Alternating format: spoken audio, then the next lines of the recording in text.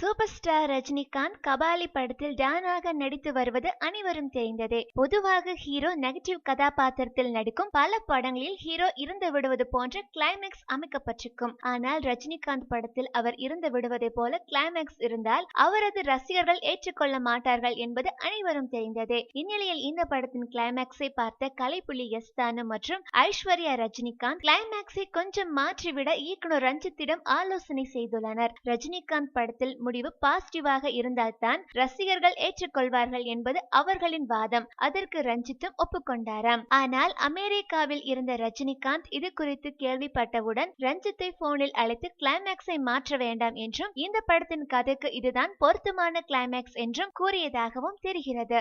இதிலிருந்து ரஜினிகாந்தின் கதாபாத்திரம் இந்த படத்தின் முடிவில் இறந்து விடுவது போன்ற அமைந்துள்ளதற்கு அதிக வாய்ப்புகள் இருப்பதாக கூறப்படுகின்றது. ஆனால் இந்த செய்தி அதிகாரப்பூர்வமற்றது என்பது குறிப்பிடத்தக்கது.